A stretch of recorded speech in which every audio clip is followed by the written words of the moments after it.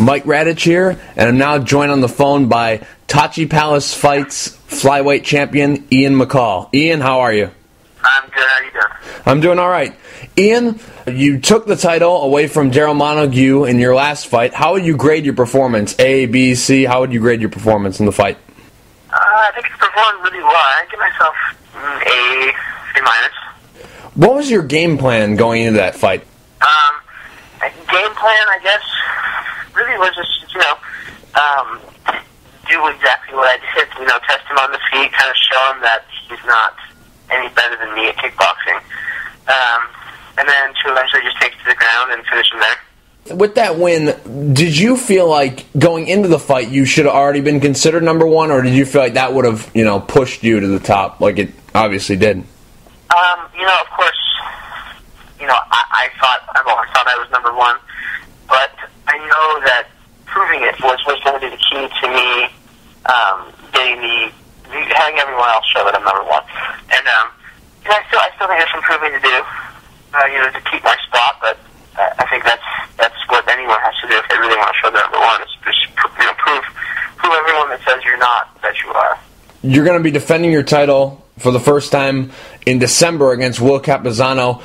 Are you in a training camp now, or will you get in a training camp like, let's say, 6, 7, 8 weeks before the fight? When will you start training for that, or are you start training for that already? I'm already started my camp. And what are your thoughts on him as an opponent? He's tough, obviously. He was brought into the UFC and WEC for a reason. And he wasn't there. Even if you're just there to lose, you're still good enough to be there. He doesn't have the most impressive record with Zuffa, but it doesn't really matter. I know he doesn't weigh much, and the guys there are pretty big at 135. Striking-wise, again, I think, as always, for some reason, people think they can outstrike me, so I think he's on that end of the spectrum where he thinks, he can take me apart there, but that never seems to work for anybody else.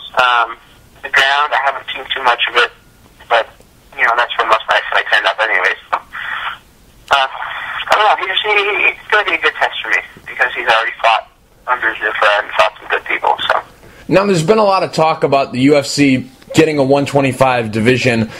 If they were to start, like, let's say today, would you be allowed to go to the UFC if they said, hey, we want to sign you, or does your Tachi Palace contract have you locked down for? Jeremy Lucha and the guys at Tachi are awesome. They know that they're a feeder show, so in the contracts they put, if UFC or whoever's bigger than us comes calling, you can go.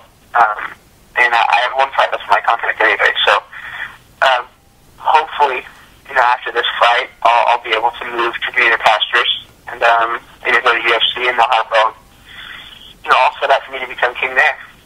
If you were to, put on your promoter hat, how would you go about crowning the first champion? I'd probably, let's say they sign 8 guys. You don't need to call it a tournament, but that's kind of what it is.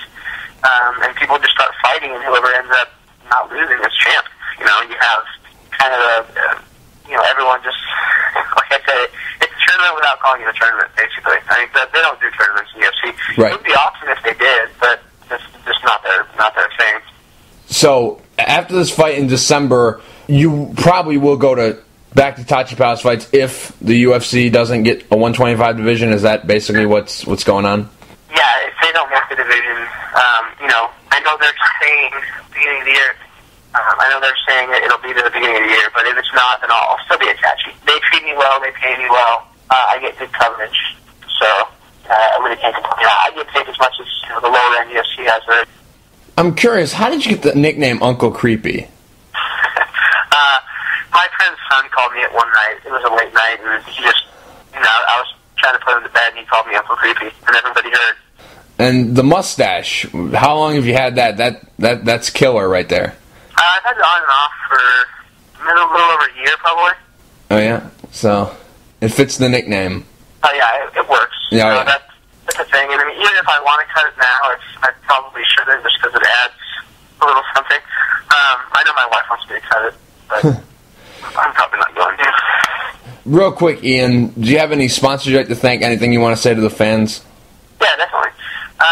Obviously, first, coaches, my teammates, my friends, my family, all my fans. Sponsorship-wise, I've got Metal Militia, I've got Trace Minerals, Platinum Performance, I've got my mom, she runs Agility Mouth Guards. I can't even think right now. That's all I can think of now. But yeah, everybody out there just give me a lot of love. Thanks. All right, Ian, I really appreciate you taking the time to talk. Good luck December 2nd against Will Capizano. Thank you. Talk to you soon.